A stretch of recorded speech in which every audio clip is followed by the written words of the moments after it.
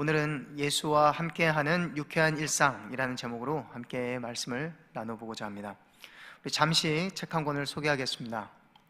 이 책은 19년 전에 출간된 예수와 함께한 저녁 식사라는 책입니다. 많은 분들이 읽어보셨을 겁니다. 이 책은 단기간 동안 미국에서 30만 부가 팔렸고 유럽, 아프리카, 중국, 일본에 번역되어서 기독교인과 비기독교인에게 많은 감흥을 주었던 책입니다. 이 책의 원 제목은 이렇습니다. Dinner with a Perfect Stranger. 그러니까 완벽한 타인과 함께하는 저녁 식사라는 뜻이죠.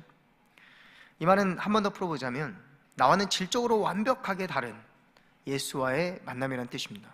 그리고 또 하나는 이전에 내가 알고 있던 틀에 박힌 예수가 아니라 이전에 내가 알지 못했던 예수와의 만남이라는 뜻도 갖고 있습니다. 어떻습니까? 제목만 들어도 여러분 설레지 않습니까? 우리가 기대할 수 있는 가장 유쾌한 일상, 그것이 바로 예수와 함께하는 특별한 만남이 되기를 바랍니다. 오늘 본문의 말씀을 통해서 우리에게 말씀하며 초대하시는 예수님을 만나보도록 하겠습니다. 마태복음 11장 28절입니다.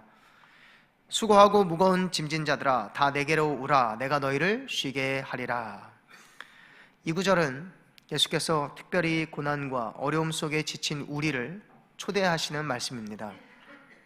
당시 이스라엘 백성들은 율법의 무게와 로마의 압제 속에서 힘든 삶을 살고 있었습니다. 예수께서는 그들에게 쉼을 약속하시면서 그들을 직접적으로 돕겠다는 의지를 나타내셨습니다. 현대를 살아가는 우리에게도 이 말씀은 큰 위로가 됩니다. 걱정과 두려움, 실패, 관계의 문제, 그리고 많은 스트레스를 짊어지고 우리가 살아가지만 예수께서 오늘 그 짐을 주님께 가지고 나오라고 말씀하십니다. 그리고 우리에게 약속하시는 것은 육체의 휴식이 아니라 깊은 영적 평안과 자유를 의미하는 것입니다. 예수께서는 오늘 모든 염려와 근심을 해결하실 수 있는 분이십니다. 믿으십니까? 오늘 예수님의 초청과 부르심에 적극적으로 반응하며 나올 수 있는 저와 여러분 되기를 축복합니다. 제가 해외에 처음 나간 곳은 인도라는 나라였습니다. 계획한 건 아니었는데요, 어쩌다 보니까 인도를 처음으로 가게 된 것입니다. 굉장히 인상이 깊었습니다. 제가 어렸을 때부터 읽었던 책을 생각하면서 인도에는 소가 많지라고 생각을 했습니다. 막상 가보니까요, 소보다는 개가 더 많았습니다. 개가 얼마나 많은지 정말 많습니다. 개들이 밤이 되면요 무리를 지어 다니는 거예요. 얼마나 지저대든지 제가 잠을 제대로 못 잤습니다. 그 밤에. 낮에는요 근데 개들이 안 보입니다. 다 어디 들어가서 이제 잠을 자고 있는 것이죠. 그리고 그때부터는 바톤 터치를 해서 이 소들이 나오는데요, 어슬렁어슬렁 이 도로에 걸어 다니는데요, 제가 그 문화 충격에 놀랐습니다. 신호등도 무시하고 막 가는 거예요. 천천히. 이거 사고라도 나면 어떡하지? 근데요 사고가 안 나는 거예요. 왜 사고가 안 날까요? 차들이 다 그 소를 피해서 갑니다. 건드리는 사람도 없습니다. 소가 왕대접 받는 나라, 여러분 그 인도에 한번 가보시기 바랍니다. 만약 우리가 소라면 아마 인도에서 영주권을 받고 살기에 참 좋을 것 같습니다. 스트레스도 없죠. 낮에는 놀고 밤에는 자면 되고, 걱정되는 게 하나 있는데 그게 비만의 문제입니다. 근데 스트레스성 비만이 아니기 때문에 그 비만도 한번 몸매 유지를 한번 해볼 만한 것 같습니다. 근데 여러분 우리에게 이 무거운 짐이라는 것은 여러분 무엇입니까? 스트레스죠. 재미삼아서 누가 이 소의 그 성격 유형 검사 MBTI를 올렸더라고요. 그래서 16가지 MBTI 유형 중에 INFP를 꼽더라고요. 여기 중에 INFP 있으십니까? 소가 부지런하기보다 참을성이 많기 때문이다 라고 하는 겁니다. 그래서인지 다른 가축보다는 이 소에게 주로 이 멍에를 지우는 것 같습니다. 멍에를 짊어진 소를 여러분 생각해 보십시오. 뜨거운 태양 아래 쉼이 없이 아침부터 저녁까지 밭을 갈고 또 갈다가 결국 언제 자냐면요, 지쳐 쓰러지면 잡니다. 그리고 다음날에 밝아오면 또 그 고생을 하는 것입니다. 쉼이 없죠. 여러분, 우리 인생도 이와 같습니다. 젊었을 때 밤낮 없이 일하고, 또 이제 조금 살만하니까 이제 누려보지도 못하고 병원 신세를 지게 되는 것입니다. 그리고 병원비로 그걸 다 탕진하고 허탈한 삶을 마감하게 됩니다. 현대인들이 싸워야 할 적은 이 스트레스와 질병이라고 합니다. 근데 그 모든 것이 여러분 어디에서 시작되었습니까? 예수께서는 이 근본적인 문제를 지적하고 싶으신 것 같습니다. 그것은 바로 죄와 율법이 가져다 준 멍해라는 것입니다. 죄의 결과, 그리고 율법의 결과를 우리는 우리의 삶 가운데 멍해로 짊어지고 있다는 것입니다. 그래서 근본적으로 이 죄와 율법을 해결하지 않으면요, 참된 쉼과 평안을 누릴 수가 없는 것입니다. 여러분들도 짊어진 멍해가 있을 것입니다. 그것을 생각하며 주님께 나아가는 시간이 되었으면 좋겠습니다. 그래서 오늘 본문이 말하는 이 멍해, 두 가지로 생각해 볼 수 있습니다. 예수님께서 말씀하신 두 가지 멍해는 무엇일까요? 첫째는 죄의 멍해입니다. 히브리서 12장 1절 말씀을 보겠습니다. 이러므로 우리에게 구름같이 둘러싼 허다한 증인들이 있으니 모든 무거운 것과 얼매기 쉬운 죄를 벗어버리라고 권면하고 있습니다. 무거운 것, 얼매기 쉬운 죄, 이 두 가지는 오늘 예수께서 말씀하시는 멍해를 말합니다. 먼저 여기에서 얼매기 쉬운 죄를 살펴보겠습니다. 이건 원어를 보면요, 어떤 뜻이냐면 누군가 올가미로 만들어 놓은 함정을 말합니다. 그래서 여러분 잘 보십시오. 우리가 우연히 또는 저절로 죄의 유혹에 빠지는 일은 없습니다. 누군가 이렇게 함정을 놓았기 때문에 걸려든 것이죠. 시편 124편 7절입니다. 우리의 영혼이 사냥꾼의 올무에서 벗어난 새같이 되었나니 올무가 끊어짐으로 우리가 벗어났도다. 아멘. 그렇습니다. 사냥꾼이 올무를 놓는다는 것입니다. 사냥꾼이 누굽니까? 우리 대적 원수 마귀죠. 마귀는 우리의 길을 잘 알고 있습니다. 우리가 무엇에 약한지, 무엇을 즐겨하는지도 잘 알고 있습니다. 약점도 알고 있어요.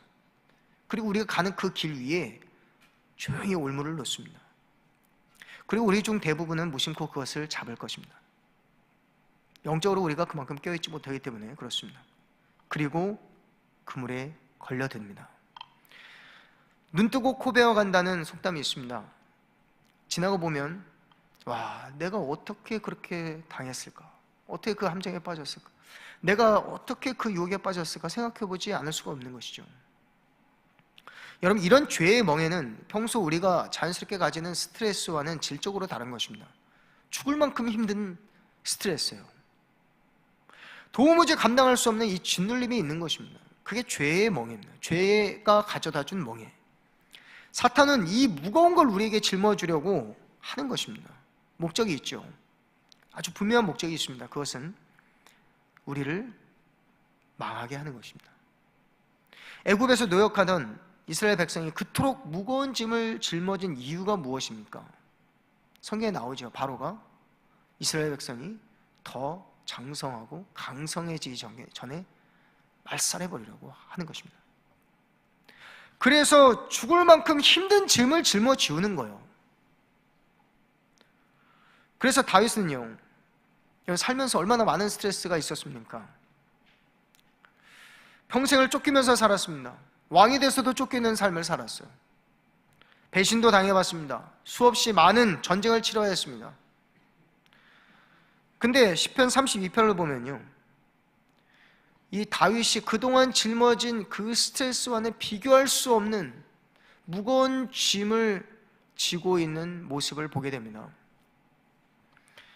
밧세바를 범하고 그 침상에서 그 무거운 죄의 짐이 그를 얼마나 짓눌렀는지 시편 32편에서 토로하고 있습니다. 내가 입을 열지 아니할 때에 종일 신음함으로 내 뼈가 쇠하였도다. 주의 손이 나를 누르시오니 내 진액이 빠져서 여름 가뭄에 마름같이 되었나이다. 여러분, 사탄이 짊어지은 멍에는 일반적인 스트레스와는 그 무게가 다른 것입니다. 그래서 우리는 이 죄가 그렇게 무섭다는 것을 깨달아 알아야 하는 것입니다. 그동안 쌓아온 모든 것이 한순간에 무너질 수도 있기 때문이죠. 그럼 여러분, 우리가 사냥꾼의 올무에 걸렸을 때 그럼 좌절하고 낙심하고만 있겠습니까? 여기서가 우리의 숙제입니다. 우리 모든 죄의 덫에 걸려들 수 있는 존재들입니다. 우리 모두 그럴 수 있습니다. 이제는 좌절하고 낙심하는 것이 아니라 영적으로 나 자신을 돌아볼 때요, 그리고 아무리 무거운 짐을 짊어졌어도 앞으로 나아가야 할 때입니다. 근데 우리가 앞서 본 시편 말씀처럼 사냥꾼의 올무에 걸렸는데 그 다음에 뭐라고 나옵니까? 올무가 끊어짐으로 우리가 날아가는 새처럼 벗어났도다 라고 말하고 있는 것입니다. 우리 주님이 그걸 끊어내실 수 있다는 거예요. 주님 앞에 우리가 멍에를 가지고 나오기만 하면 주님은 해결해 주신다는 것입니다. 근데 왜 못 나옵니까? 우리 주님의 마음을 우리가 알지 못하기 때문에 그런 것입니다. 우리 주님은 우리가 얼마나 힘든 시간을 보내고 있는지 알고 있습니다. 근데 그걸 모르기 때문에 우리는 주님을 쳐다보지 못하는 거예요. 주님이 여전히 나를 사랑하시고 나에게 손을 내밀고 계시는데 그걸 모르고 나 혼자 이 무거운 짐을 끌어안고 있는 것입니다. 여러분, 탕자가 아버지가 나를 기다리고 계신다는 것을 생각하지 못했습니다. 돈과 시간과 감정을 다 낭비하고 있을 때도 생각하지 못했고, 그리고 나락으로 떨어져 돼지의 쥐엄 열매를 먹으면서도 깨닫지 못했습니다. 내가 돌아가면 아버지가 나를 받아주실까? 어느 순간 문득 이 생각이 드는 거예요. 그러면 이 생각이 들어오니까 이제 용기를 내기 시작하는 겁니다. 그리고 아버지께 나아간 것입니다.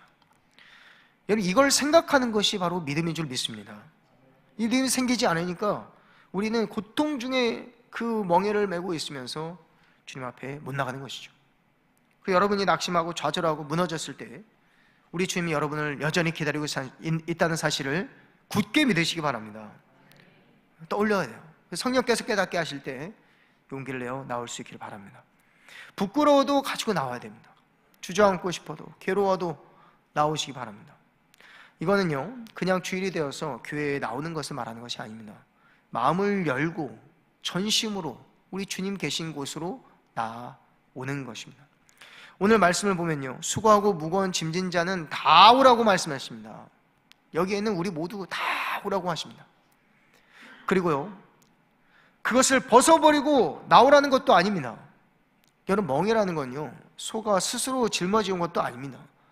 그리고 스스로 벗어버릴 수도 없는 거예요. 그 멍에를 맨 채로 우리의 주인 되신 주님 앞에 나오는 것입니다. 그대로 나와야 되는 거예요. 그리고 주님께서 이 멍에를 끌어주십시오.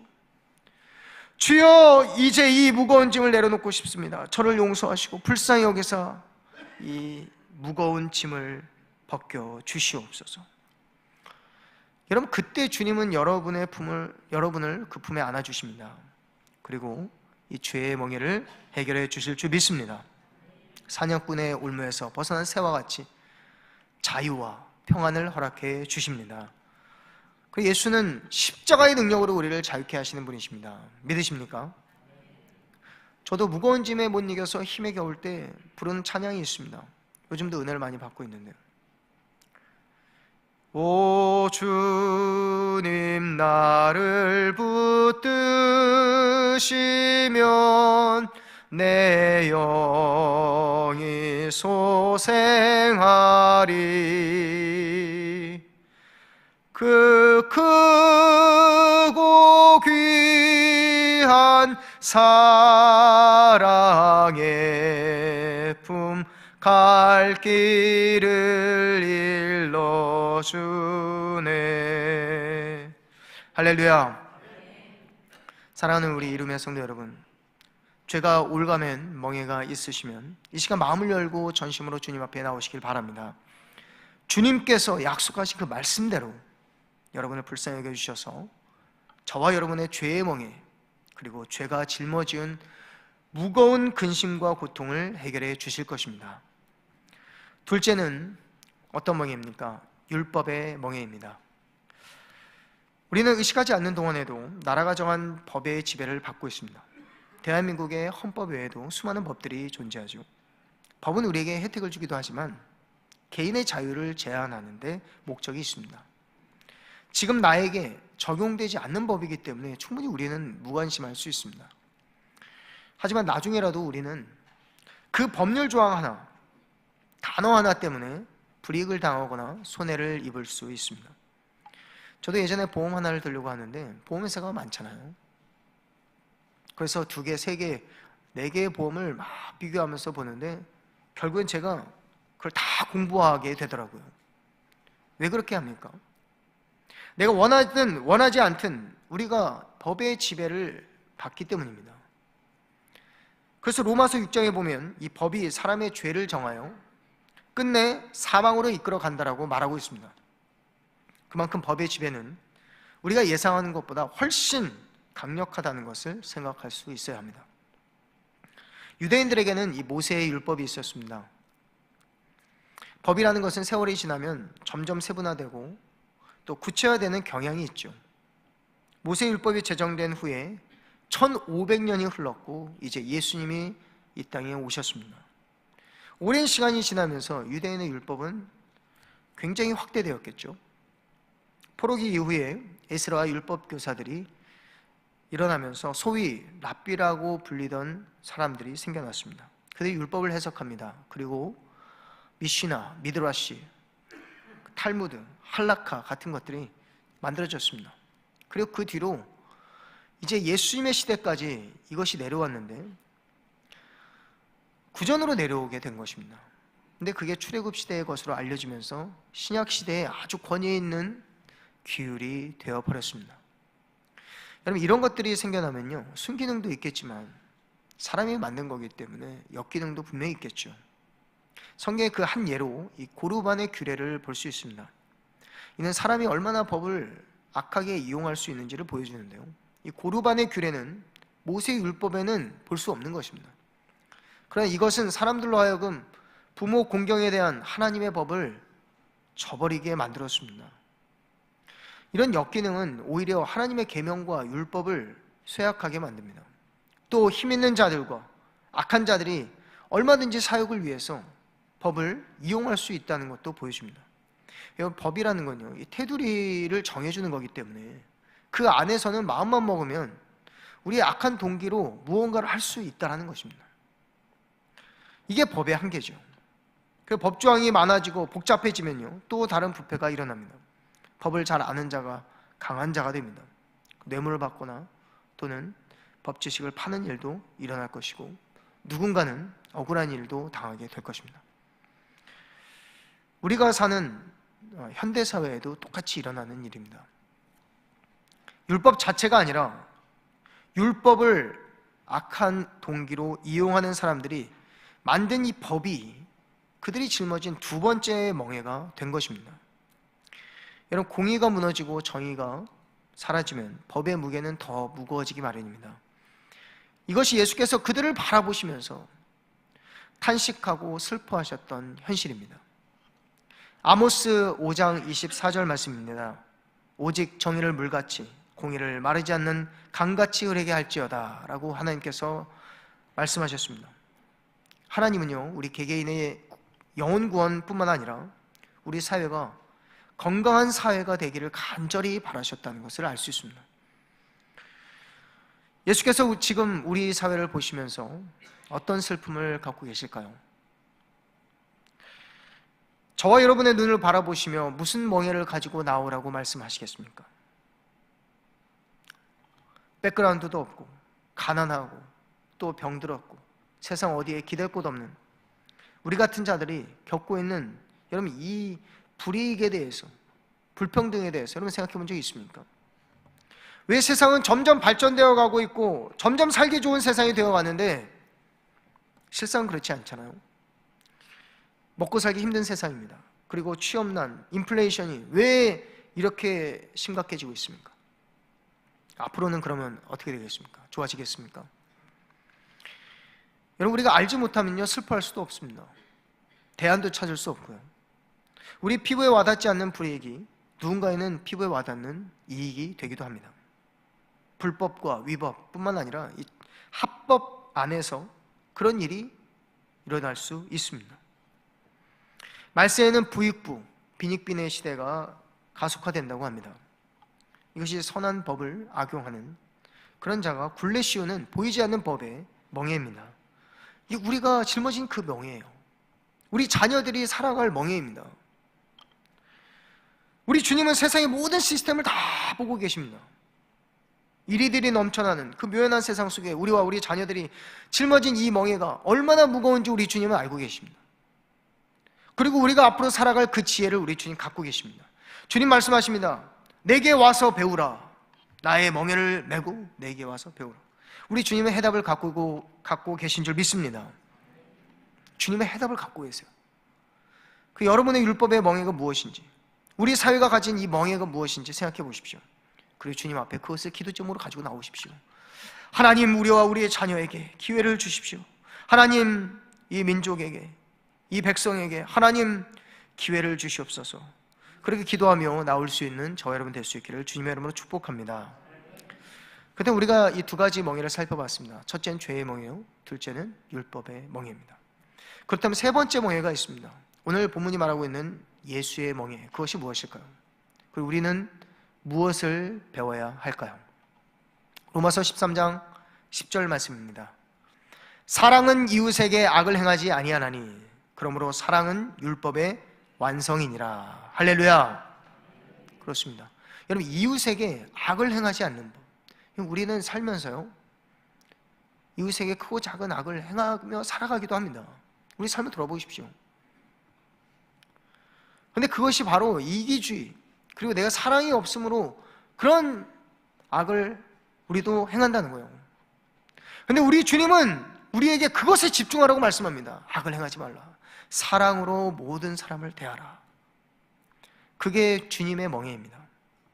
여러분, 사랑 없는 자는요 사랑의 도구를 사용해도 이웃에게 악을 행할 수밖에 없습니다. 그들은 예수님과 다른 성품을 갖고 있습니다. 거칠고 교만한 자들이다, 이렇게 말씀합니다. 우리 주님 말씀하십니다. 그러나 나는 마음이 온유하고 겸손하니 나에게 와서 사랑의 멍에를 메라. 나의 사랑의 멍에를 메고 내게 사랑을 배우라고 말씀하고 있는 것입니다. 여러분, 이것은 깊은 성찰이 필요합니다. 내가 내 마음 중심을 들여다보고 그것을 가지고 주님 앞에 나와서 하나님, 주님의 멍에를 나에게 짊어지게 하여 주옵소서. 주님, 저도 주님이 짊어지신 그 사랑의 멍에를 지고 싶습니다. 온유하고 겸손한 마음을 주십시오. 그래 나 자신을 부인하고 날마다 주님의 십자가, 나의 십자가를 지고 주님을 따르게 하여 주시옵소서. 그렇습니다. 우리가 짊어진 죄와 율법의 멍에를 우리 주님 앞에서 먼저 내려놓기를 바라고요. 그리고 우리 주님이 우리에게 약속하신 그 사랑의 멍에를, 사랑의 짐을 나누어 지시기를 축복합니다. 급변하고 불확실한 시대를 살아가면서 우리는 모두 이 세상의 규를 따르도록 적지 않은 유혹을 받았을 겁니다. 그리고 우리 관심은 개인주의, 소비주의, 향락주의, 물질 만능주의에 치우치도록 강요받았을 것입니다. 그리고 우리의 마음은 쉼이 아니라 도리어 빼앗김과 상처와 굴욕과 좌절과 쫓김의 연속이었을 겁니다. 이제 우리 주님은 말씀하십니다. 거기에서 벗어나라. 그리고 이웃을 돌아보고 오이코스를 품으라고 말씀하십니다. 그것이 바로 우리 주님이 주시는 사랑의 멍에인 줄 믿습니다. 그래서 지난번에 한 성도님이 저에게 찾아오시더라고요. 그리고 그동안 풍요로운 삶을 살았는데 큰 무거운 짐을 지게 되었습니다. 제가 이 무거운 짐을 오랫동안 짊어지면서 우리 주님 앞에 더 가까이 나아가게 됐고요. 아직 문제가 다 해결되지 않았지만 제가 한 번도 생각해보지 않았던, 이렇게 낮은 자리에서 고통받고 또 그 멍에 짓눌린 사람들을 제가 돌아보고 있더라고요. 이게 은혜 아닙니까? 그분이 그 문제를 가지고 저하고 상담을 하면서 본인이 답을 본인이 찾아낸 것입니다. 여러분, 여러분보다 약한 자가 있지 않습니까? 우리보다 무지하고 또 부족한 자, 가난한 자, 불쌍한 자를 이런 보십시오. 그분이 여러분에게 희망을 줄 것입니다. 그분이 여러분에게 해답을 줄 것입니다. 복음을 듣지 못한 자들을 생각해 보십시오. 그리고 그분을 여러분 마음속에 데리고 오십시오. 그리고 우리의 관심을 돌려서 이웃을 바라보고 내가 만나는, 우연히 만나는 그 한 사람에게도 친절을 베푸시기 바랍니다. 그리하면 너희 마음이 쉼을 얻을 것이라 우리 주님 약속하셨습니다. 사랑하는 성도 여러분, 우리가 세상과 같이 멍에를 질 수가 없습니다. 이 말은 사회적 의무를 저버리거나 사업을 축소시키거나 내 삶에 내가 얽매여있는 것을 다 내어버리라는 것이 아닙니다. 그것은 날마다 그 모든 멍에를 우리 주님 앞에 날마다 가지고 가서 그것을 우리 주님께 내어 맡기고 또 주님의 멍에를 메어 오라는 것입니다. 우리 주님의 멍에는 뭐라고 말씀하십니까? 내 멍에는 쉽고 내 짐은 가벼움이라. 그것은 우리 주님께서 십자가에서 다 이루신 명예이기 때문에 그렇습니다. 그래서 능력이 있습니다. 근데 여러분 놀랍게도요, 여기 있는 우리 중에 실천해보는 사람에게만 이 능력이 나타나는 거예요. 흥미롭게도요, 주님의 말씀 대부분은 듣기만 하고 실천하지 않으면 진정 깨달아지지 않고 와닿지 않는 것들입니다. 목사님, 저는 지금 삶이 너무 각박합니다. 내가 다른 멍에, 가벼운 멍에도 하나 짊어질 여유가 없습니다. 제가 짊어진 이 무거운 멍에를 보십시오. 주님 앞에 그 내려놓고 짊어지라는 것이지, 그걸 짊어지고 여유도 없는데 할 수가 없죠. 주님 앞에 날마다 나아가는 것입니다. 하나님, 이거 내가 해결할 수 없습니다, 주님. 그리고 주님의 멍에를 주십시오. 여러분, 이건 무엇이냐면 계산하지 말라는 것입니다. 계산하지 말고 주님의 말씀에 순종하면요, 그 사랑의 멍에를 짊어지면 비로소 말로 설명할 수 없는 진리를 깨닫게 하시고 간증하게 하실 것입니다. 그러면 우리 교회 모토처럼 우리는 주님을 위하여, 주님은 우리를 위하여 모든 것이 되시는 삶을 허락해 주실 줄 믿습니다. 이제 말씀을 정리하겠습니다. 여러분은 버크셔 해서웨이 CEO 워렌 버핏을 알고 있을 겁니다. 워렌 버핏은 올해 93세가 되었습니다. 나이가 많죠. 근데 아직도 정정하더라고요. 검소한 삶을 살고 있습니다. 자선단체를 설립했습니다. 그리고 많은 돈을 사회에 기부하고 있다고 합니다. 그리고 그가 하고 싶은 과업이 하나가 있는데 그게 바로 소득 불평등 문제를 해결하고자 하는 삶을 살려고 노력한다는 것입니다. 사진을 보겠습니다. 2000년부터 이 워렌 버핏이 꾸준히 해온 행사 중에 하나가 있는데 그게 바로 이것입니다. 워렌 버핏과 함께하는 점심 경매입니다. 점심 식사를 할 수 있는 티켓을 사라는 거예요. 경매로. 경매 해보신 적 있습니까? 워렌 버핏과 함께하는 이 단 3시간의 이 점심 식사 티켓을 경매에 붙여서 하는데요. 여러분, 이거를 매년은 아니지만 계속해서 해왔는데요, 낙찰이 안 된 적이 없습니다. 그리고 심지어 이런 책도 나왔습니다. 여러분, 책 한번 보실까요? 워렌 버핏과 함께한 점심 식사. 그래서 많이 본 책 같죠? 여러분, 이 마지막 점심 경매가 2022년도에 마지막이라고 하고 경매에 붙였는데, 그래서 그런지 사람들이 굉장히 많이 몰렸다고 합니다. 그리고 역대 최고가로 낙찰이 됐는데요, 얼마인 줄 아십니까? 한 3천만 원? 1억? 얼마 정도 될까요? 무려 하나로 246억에 낙찰됐다고 합니다. 1, 2부 때는 놀라지 않으시던데 놀래주시니 감사합니다. 저는 되게 놀랐는데, 여러분이 이거 생각할 수가 있겠습니까? 도대체 3시간의 점심 식사가 그렇게 비쌀 수가 있습니까? 여러분이 250억을 내고 누구와 점심 식사를 함께 할 수 있다면 누구를 고르고 싶습니까? 절대 안 하겠죠. 그 돈 주고 누구를 만날 수는 없습니다. 근데요, 만약에 한 분을 만나야 된다면요, 모든 지혜와 능력과 만물을 가지신 분, 예수, 나를 누구보다 잘 아시고 누구보다 나를 사랑하시는 예수와 함께 하고 싶지 않으십니까? 그렇습니다. 예수께서는 워렌 버핏과는 비교할 수 없는 분이십니다. 그리고 여러분이 초대하는 것이 아니라 예수께서 여러분을 초대하십니다. 그리고 목마른 자들아, 돈 없는 자들아, 값없이 나오라 말씀하십니다. 오늘 말씀입니다. 수고하고 무거운 짐진 자들아, 다 내게로 오라. 내가 너희를 쉬게 하리라. 나는 마음이 온유하고 겸손하니 나의 멍에를 메고 내게 배우라. 그리하면 너희 마음이 쉼을 얻으리니 이는 내 멍에는 쉽고 내 짐은 가벼움이라. 할렐루야. 우리 주님 앞에 먼저 멍에를 가지고 나옵시다. 첫째는 죄의 멍에요, 둘째는 율법의 멍에입니다. 사진을 보십시오. 이것이 멍이라는 것입니다. 여러분 중에 잘 아시는 분은 잘 아실 겁니다. 예수께서도 30년 동안 목수의 삶을 사셨습니다. 그러면서 이 멍에를 이 나무로 만들었기 때문에 예수님께서 멍에를 많이 만드셨을 겁니다. 그리고 멍에가 상하거나 또 부서지면 고치기도 하셨습니다. 근데 예수께서 이 멍에를 많이 만들면서 깨닫게 된 것이 있습니다. 주인을 잘못 만나면 거칠고 무거운 멍에를 메어야 한다는 것을 아셨습니다. 성경에서는요, 전쟁의 포로나 노예들의 목에 씌우는 이 굴종의 도구로도 설명하고 있습니다. 근데 일반적으로는 이 두 마리의 가축, 두 마리의 소의 어깨에 짊어지우는 것이고, 어떤 역할이냐면 이 쟁기나 수레를 끄는 도구로서 메우는 것입니다. 여러분, 예수께서 나의 멍에를 지라 하실 때에 분명 두 마리의 소를 유념하셨을 겁니다. 멍에를 맨 이 두 마리의 소 보이십니까? 이 사진은 법궤를 메고 가는 이제 소들을 보여주고 있는데요.